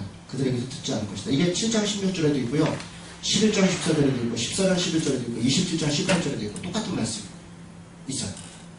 그러면 요즘 우리 이제 한국교회를 놓고 많은 분들이 그러니까 이게 똑같은 말을 해요. 한국교회가 지금 몰락해 가고 있거든요. 그런데 그걸 안타깝죠. 그런데 그게 하나님 우리가 좀 회복돼서 더 많은 사람이 예수 믿게 해서 이렇게 기도하는 게 더 많이 해야 된다. 이렇게 얘기하는 사람 정말 많아요. 그러니까 더 망하고 바닥을 봐야 벌써 다시 시작한다. 이런 거예요. 그만큼 부패했다는 거예요. 그만큼 부패해서 이 상태에서 다시 회복된다는 것은 상처 위에다가 그냥 치유하지 않고 위에다 이렇게 옷을 덮어 입는 거예요. 그냥 가린 거예요. 근데 피가 배어 나오죠. 이렇게 배어 나오죠. 옷도 버리는 거예요. 그러니까 이거를 골문 데를 하려면 째야 된다는 거예요. 째고 수술을 해야 된다는 거예요. 그렇게 완전 바닥까지 가야 된다. 이렇게 얘기하시는 분이 정말 많아요. 저는 그게 맞는 것 같아요. 지금 예레미야한테도 그렇게 얘기하는 거예요. 기도하지 말고. 그러니까 기도하지 말라는 게 뭐 그런 게 아니라 회복 그걸 위해서 기도하는, 그럼 뭐 반창고 붙이는 식으로 기도하지 말라는. 근데 지금 이제 한국교회가요. 우리 지금 이 교회가 위기다 이건 누구나 다 알고 있어요. 누구나 다 알아요. 대학생들을 대상으로 조사를 하니까요. 대학생 중에 예수 믿는 사람, 옛날에는 대학생들이 더 많았어요. 어른들보다. 지금은 4%, 5%. 미정도 정도예요. 4%면. 대학생들 중에 예수 믿는 사람 찾기가 어렵다는 거예요. 대학생들을 대상으로 종교에 대한 신뢰도를 시사인해서 조사를 했는데, 뭐 3분의 1밖에 안 되는 거 아니에요. 기독교가 28.1%인데, 대학생만 하면 26%밖에 안 돼요. 기독교를 신뢰한다. 다른 종교가 50%, 60% 이렇게 나오는데요. 그게 무슨 얘기예요? 기독교인들도 기독교를 신뢰하지 않는다는 대학생들. 그러니까 쉽게 얘기해서 우리 집 아들이 다른 데 가서 나 예수 믿는다는 소리 안 하는 거예요. 창피하니까. 너 교회 다니, 아유, 그냥 놀러 가. 그냥 이렇게 정도 얘기하지. 나 예수 믿는데 너도 예수 믿을래? 이런 얘기는 진짜 요즘 찾아보기가 어려워요. 제가 20일날 명지대학교 가서 강의를 하는데요. 그 친구들이 처음에는 전도 집회를 하려고 했대요. 그래서 이제 전도 집회를 하려고 이제 대상자를 이렇게 강사를 염두에 두고 있다가 이제 조사를 하고요. 명지대학교 학생들 대상으로 기독교에 대해서 어떻게 생각합니까? 그랬더니 완전 뭐 세금이나 내라, 너네 똑바로 해라, 뭐라 등등등 얘기가 막 너무 많은 거야. 그래서 거기 준비하는 친구들이 생각을 바꿨어요. 이 전도 집회에다가 욕 먹겠다고 오지도. 그래서 되게 미안해요. 저를 강사로 해서 하여간 기독교의 이런저런 얘기를 좀 응답식으로 좀 해달라고. 그래서 제목이 응답하라 기독교예요. 응답하라 기독교. 이게 지금 현실이에요. 근데 교회들이 지금 기독교, 개독교가 있다, 안티가 있다. 그러니까 우리가 더 열심히 전도해야 된다. 이렇게 해법을 찾는단 말이에요. 더 열심히 전도해야 된다. 근데 그렇게 해서 안 돼요. 정말이에요. 그 물론 전도해야 되지만, 그걸 뭔가 교회에 대한 이미지를 만회하기 위해서 전도하는 게 아니라, 교회에 대한 이미지는 회개하고 돌이키는 데서 만회되는 거예요.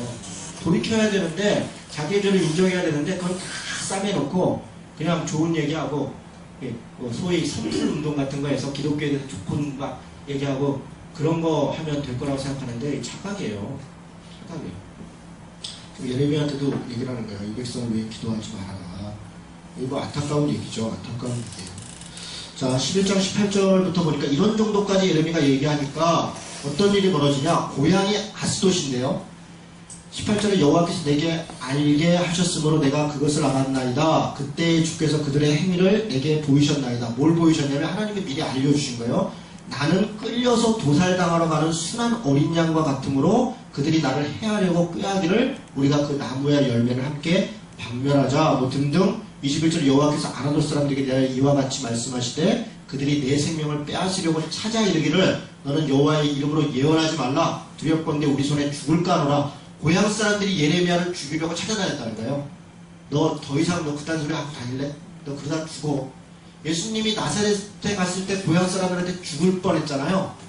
사실은 뭐 언덕에서 밀라 그러는데 예수님이 그래서 좀 도망 나오신 거잖아요. 똑같죠. 고향 사람들이, 왜냐면 고향 사람들도 입장이 난처해요. 예레미야가 돌아다니니까 고향 사람들이, 야, 좀 아들 단속 좀 잘해. 여기저기서 얘기하는 거야. 너는 그러다가 니네 마을 다 때맞댄다 이렇게 되는 거예요. 그게 참 무서운 거예요. 나는 내가 고통당하는 애인데 내 가족, 뭐 이런데 그렇게까지 압력이 오기 시작하는 거예요. 이런 압력에 그 속에서 예레미야는 또 얼마나 고민이 많았겠습니까? 자, 멸망에 대한 경고를 하는데요. 13장에 보니까 뭐 허리띠 뭐 이런 거는 다 그 예화 같은 거예요. 뭐냐면 그냥 젖은 허리띠 갖다 놓고 나중에 보니까 그 뭐 허리띠가 뭐예요? 여기 보니까 바리팀에 감춰놓고 뭐 갖고 오니까 이게 띠가 썩어버렸다. 그러니까 이렇게 너네도 망할 것이다. 이런저런 그런 얘기를 하는 거예요. 자, 넘어가겠습니다. 자, 15장 1절. 여기도 이것도 끔찍한 얘기입니다. 같이 읽어보겠습니다. 시작. 여호와께서 내게 이르시되 모세와 사무엘이 내 앞에 섰다 할지라도 내 마음은 이 백성을 향할 수 없나니 그들을 내 앞에 쫓아내보내라. 모세와 사무엘이 엎드려도, 여러분 이 모세와 사무엘이 몇 번 하나님께서 진노하실 때 엎드려가지고 중재한 적이 있거든요. 너 때문에 내가 봐준다 이런데, 그게 진짜 훌륭한 선지자들이죠. 하나님의 마음을 돌리는 거잖아요. 모세와 사무엘이 와서 엎드리면 안 된다는 거예요. 하나님의 마음이 지금 단단하세요. 단단하세요. 4절에 보니까 유다왕 히스기야의 아들 므낫세가 예루살렘에 행한 것으로 말미암아 내가 그들을 세계 여러 민족 가운데 흩을 것이다. 6절에 여호와께서 이르시되 내가 나를 버렸고 내게서 물러갔으므로 내게로 내 손을 펴서 너를 멸하였노니 이제 내가 뜻을 돌이키기에 지쳤다. 여러분 이 지쳤다라는 단어가요, 나라고 하는 히브리 단어인데 이게 아주 뭐냐면 여기도 저도 써요. 기진하고 지치고 긴절이 가다. 그러니까 그냥 지쳤다 이 정도가 이게 하나님이 지금 쓰시는 표현이거든요. 내가 기진하고 진저리가 나고 더 이상 뭐 완전히 그냥 보기도 싫고 뭐 그런 거예요. 그러니까 지금 하나님의 심정이 지금 이렇게 여기 쓰여져 있는 거예요. 끔찍하죠? 넘어가겠습니다. 여기까지 해야 되려나요? 조금 더 해보죠. 일단 25장까지는 가죠. 자, 16장 보세요. 16장에 보니까 여호와의 말씀이 또 내게 임하여 이르시되 너는 이 땅에서 아내를 맞이하지 말며 자녀를 두지 말라. 가정이라도 있어야.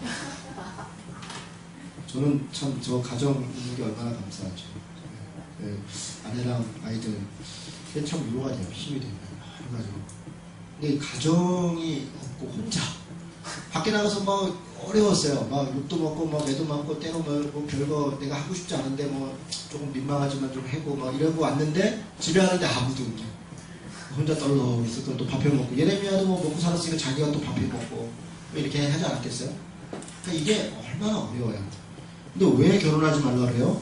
어차피 망할 건데 망하면 너 자식, 너 아이들 다 죽는 거 보면 더 가슴 아프다. 그러니 결혼도 하지 마라. 그러니까 아직 하나님이 마음이 좀 딱 굳건하신 거예요. 이건 뭐 멸망시키고 작정했다. 이런 얘기예요. 5절에 여호와께서 이와 같이 말씀하시되 초상집에 들어가지 말라. 가서 통곡하지 말며 그들을 위하여 애곡하지 말라. 이거 왜 그런지 아세요? 그거보다 더한 슬픔들이 있을 거예요. 가서 그거 아무것도 아니다. 차라리 지금 죽는 사람들이 더 행복하다. 이런 정도까지 표현해요. 지금 죽는 사람들이 더. 실제로 그래요. 예루살렘 멸망할 때요, 끔찍한 일들이 벌어집니다. 그 부모가 자기 자식을 잡아먹을 정도로 엄청난 기근과 성을 내놓싸거든요. 3년 동안이나. 그러니까 안에 먹을 게 없으니까 자기들끼리 이런 끔찍한 상황이 벌어져요. 나중에 예레미야 애가 보면요, 그 거리, 예루살렘이 폐허가 된 거리를 걸어가면서 예레미야 애가가 예레미야의 눈물이라는 거예요. 눈물의 노래. 너무 절절해요. 그 노래가.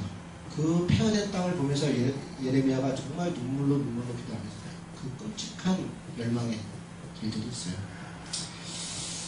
예. 넘어가겠습니다. 자, 18장으로 가죠. 나머지 좀 비슷하고요. 18장 토기장이의 비유. 이것도 무슨 얘기냐면요, 토기장이가 토기를 만들었다가 이게 뭐 모양이 안 좋네? 그러면 부셨다가 다른 토기 만들 수 있냐 없냐는 거예요. 있죠. 그러니까 지금 하나님이 자기를 좀 변명하시는 거예요.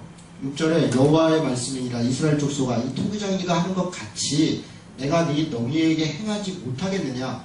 이스라엘 족속아 진흙이 토기장의 손에 있음같이 너희가 내 손에 있느니라. 내가 어느 민족이나 국가를 뽑거나 부수거나 말하려 할 때에 너네들이 무슨 말을 할 수 있겠냐. 내가 지었는데 이런 얘기를 하시는 거죠. 오죽하면 이런 얘기를 하시겠어요? 12절 그러나 그들이 말하기를 이는 헛되니 우리는 우리의 계획대로 행하며 우리는 각기 악한 마음이 완악한 대로 행하리라 하느니라. 지금 이 끄트머리에 그러므로 너희가 돌아와라. 니네 행위를 좀 돌이켜라. 이렇게 간절히 얘기하시는 거예요. 그런데 그들이 대답하기를 우리가 우리 마음대로 우리 원하는 대로 한들 무슨 상관이 있습니까? 이런 정도로 대답을 하더라는 거예요. 죽으려고 작정한 거죠. 지금도 그래요. 어떤 사람들이 막 교회 얘기를 하면 나 그냥 지옥 가면 되잖아요. 이 사람이 지옥을 안 가봐서 그런 거죠. 그렇게 어떻게 이렇게 함부로 얘기를 하는지 참 무서운 일이. 그러니까 하나님을 안 믿는 것 같아요. 저는.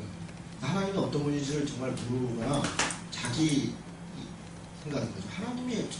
하나님은 거룩한 분이세요. 이 거룩하다는 것은 겸해함인데 하나님은 사랑의 하나님이지만 거룩한 자는 권위가 있는 거예요. 위험이.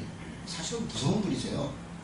하나님은 이 거룩하고 경건하고 경외하는 분인데 하나님이 거룩하다는 걸 우리가 정말 까먹어요. 하나님의 뜻을 쫓아가야 되는 피조물인데 너무 이렇게 말을 함부로 하는 거죠. 18절에 그들이 말하기를 오라 우리가 꾀를 내어. 이제 예레미야가 하도 이제 이런 얘기를 하니까 저들이 이제 예레미야를 죽이려고 하는 거예요. 그들이 말하기를 오라 우리가 꾀어내어 예레미야를 치자. 제사장에게서 율법이 지혜로운 자에게서 책략이 선지자에게서 말씀이 끊어지지 아니할 것이니 오라 우리가 혀로 그를 치고 그의 어떤 말에도 주의하지 말자. 이들은 지금 굳건하게 믿는 거예요. 제사장 있다, 선지자 있다, 뭐 다 있는데 예레미야만 뭐 말 안 하고 뭐 막아도 우리는 뭐 좋다. 이렇게 지금 백성이 저를 좋게 여기니 너희가 결국은 어찌하겠냐. 지금 그러는 거예요. 20절 여호와여 그들이 나를 죽이려 하는 계략을 주께서 다 아시오니 그 악을 사하지 마시옵소서. 그들의 죄를 주의 목전에서 지우지 마시고 그들을 주 앞에서 넘어지게 하시되 주께서 노하시는 때에 이같이 그들에게 행하옵소서. 예레미야가 기도합니다. 예. 그렇죠. 가서 예레미야의 박해가 이제 20장에도 가보면요. 20장에 이제 드디어 이제 그 선수들이 등장해요. 그러니까 소위 당시 시대에 왕 옆에 있었던 제사장들이 예레미야를 핍박하기 시작하는데 임멜의 아들 제사장 바수올이라는 말이 평화라는 말입니다. 평화. 이름이 좋죠. 바수올은 여호와의 성전의 총감독이라. 그가 예레미야의 이 예언함을 들은지라. 이에 바수올이 선지자 예레미야를 때리고 여호와의 성전에 있는 베냐민 문 위층에 목에 씌우는 나무꼬랑으로 채워두었더니 그러니까 성전 한 구석에다가 목에 뭘 씌워가지고 가둬놨다는 거야. 다음날 바수올이 예레미야를 목에 씌우는 나무꼬랑에 풀어주매 예레미야가 그에게 이르되 여호와께서 내 이름을 바수올이라 하지 않고 마골 및 사빕이라 하시라. 이건 두려움이란 말이에요. 두려움. 평화가 사라졌다. 그러니까 너가 이제 고통을 당할 것이다. 이런 얘기죠. 바수올 나중에 바로 죽습니다. 7절에 보니까 여호와의 주께서 나를 권유하심으로 내가 그 권유를 받았사오니 주께서 나보다 강하사 이기셨으므로 내가 조롱거리가 되니 사람마다 종일토록 나를 조롱하니이다. 내가 말할 때마다 외치며 파멸과 멸망을 선포함으로 여호와의 말씀으로 말미암아 내가 종일토록 치욕과 모욕거리가 됨이니이다. 좋은 말을 안 하니까 사람들이 저 멍청이 저 미친 거 저 교회 회파하는 거 저거 지금 뭐 이러면서 계속 욕먹는 거예요. 내가 다시는 여호와를 선포하지 아니하며 그의 이름을 말하지 아니하리라 하면 나의 마음이 불붙는 것 같아서 골수에 사무치니 답답하여 견딜 수가 없다. 너무 힘드니까 안 하려고 작정을 하는데 하나님의 말씀이 또 너무 불붙듯이 마음에 있는 거예요. 그러니까 또 답답한 거예요. 나는 무리의 비방과 사방이 두려워함을 들었나이다. 그들이 이르기를 고소하라. 우리도 고소하리라 하오며 내 칠한 법도 다 내가 실족하기를 기다리며 그가 혹시 유혹을 받게 되면 우리가 그를 이겨 우리 원수를 갚지 아니하나이다. 14절에 그래서 내 생일이 저주를 받았다면 나의 어머니가 나를 낳던 날이 복이 없었다면 무슨 얘기예요? 차라리 그때 나를 낳다가 죽었으면 내가 태어나지 않았으면 내가 이런 고통을 안 당하는 거 아닙니까? 나의 아버지께서 소식을 전하여 이르기를 당신이 등남하였다 하여 아버지를 즐겁게 하는 자가 저주를 받았다면 그 사람은 여호와께서 무너뜨리고 후회하지 아니하신 성까지 되었다면 뭐 등등등 18절에 어찌하여 내가 태에서 나와서 고생과 슬픔을 보며 나의 날을 부끄러움으로 보내는고 하니라. 예레미야 좀 끔찍하지 않아요? 그럼 저는 진짜 예레미야서만큼은 잘 읽고 싶지가 않아요. 예레미야서는 그냥 미가서, 아가서, 호세아서까지도 그래도 이렇게 잘 보는데 예레미야서는 강의할 때만 보는 거죠. 성경 통독할 때도 예레미야서 가끔 그냥 넘어가야 되거든요. 이 자꾸 보면 내 마음에 자꾸 뭐가 남어. 아, 정말 답답해요. 남으면 안 되는데 답답합니다. 자, 그래서 21장 좀 넘어갔죠? 이제 21장에 보니까 시드기야 왕이 이렇게 시드기야 왕이 나오죠. 그러니까 여기 예레미야서를 읽을 때는요, 왕 누가 나오면 동그라미 쳐보세요. 그게 그 시대예요. 아까 얘기한 것처럼 요시야, 여호아스, 여호야kim, 여호야김, 시드기야. 근데 지금 21장인데 시드기야를 얘기하는 거는 마지막 왕을 먼저 얘기하는 거잖아요. 그게 이렇게 순서가 좀 이렇게 바뀌어 있는 거잖아요. 그래서 시드기야 왕 때 말기야의 아들 바솔, 아까 그 바솔이죠? 아까 그 바솔과 제사장 마아스의 아들 스바냐를 예레미야에게 보낸 거예요. 그래가지고 뭐 이런저런 또 얘기를 해요. 3절에 보니까 예레미야가 그들에게 대답하되 너희는 시드기야에게 말해라. 그러니까 시드기야가 하도 예레미야가 막 요란하게 하니까 자기 제사장들 보내서 얘기했는데 예레미야가 오히려 얘기를 하는 거예요. 7절에 보니까 바벨론의 느부갓네살 왕의 손과 그들의 원수의 손과 그들의 생명을 찾는 자들의 손에 넘긴다. 너희들을. 예레미야가 전하라는 거예요. 그가 칼날로 그들을 치되 치근히 여기지 아니하며 긍휼히 여기지 아니하며 불쌍히 여기지 아니하니라. 그러니 생명과 죽음의 길이 있는데 시드기야한테 전해라. 살려면 바벨론으로 항복해라. 그래서 전하라는 거예요. 그러니 시드기야가 뭐 죽겠어요. 그래서 죽이려고 했어요. 자, 22장 가겠습니다. 악한 왕들에 대해서 이제 심판합니다.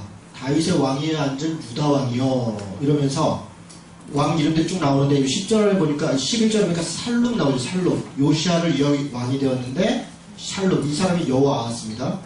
그 다음에 13절부터 내려가면 쭉 나온 사람이 여호야김에 대해서 얘기합니다. 18절에 여호야김이 있어요. 그리고 24절에 보니까 여호야김의 아들 고니야 혹은 누구죠? 이 사람이 여고냐 예, 고니야 여고냐 같은 말이에요. 같은 의미이고 이 사람이 여호야김이죠.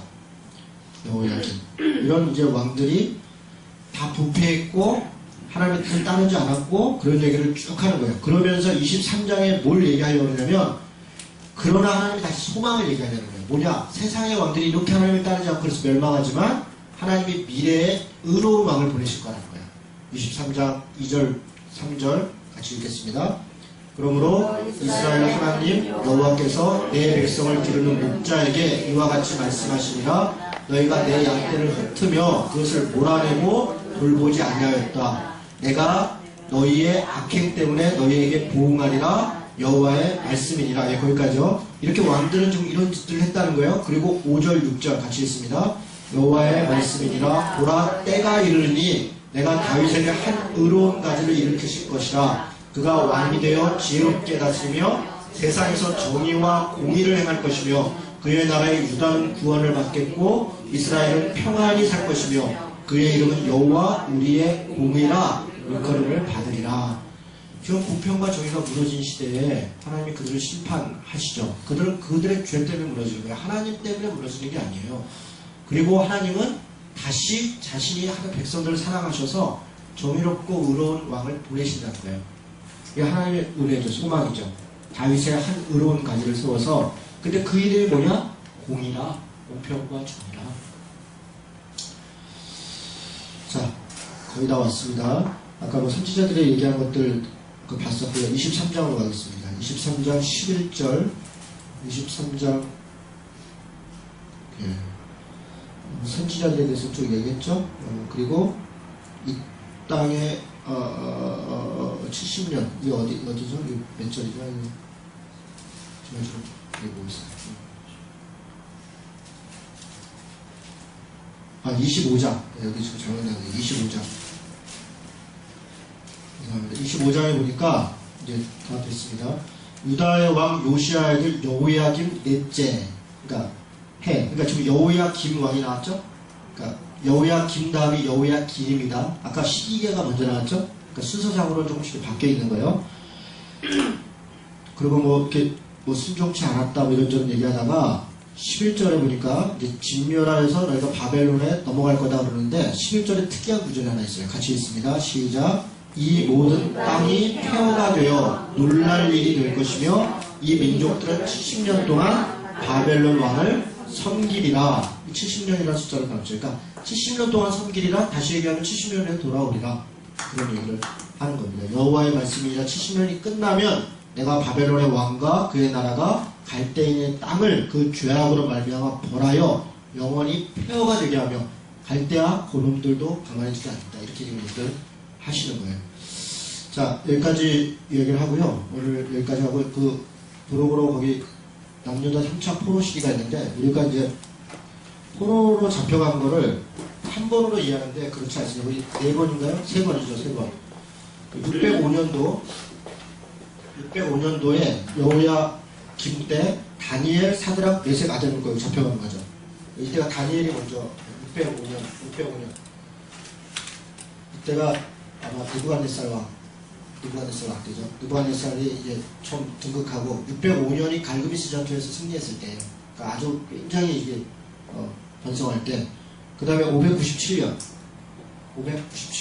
여호야김 때 에스겔 등이 잡혀갔는데 에스겔 등 이때 여호야김도 잡혀가죠. 70년이요. 이 597년 그러니까 멸망이 586년. 네, 그리고 돌아오는 게 537년 뭐 이렇게 되는 거죠. 근데 70년이 여기서부터 70년이 아니고 이 597년으로부터 70년이에요. 597년. 그래서 이렇게 3번에 걸쳐서 포로 잡혀갔고 포로 귀환도 3차에 걸쳐서 있습니다. 자, 오늘은 이 정도 해야 될 것 같습니다. 어이구, 예레미야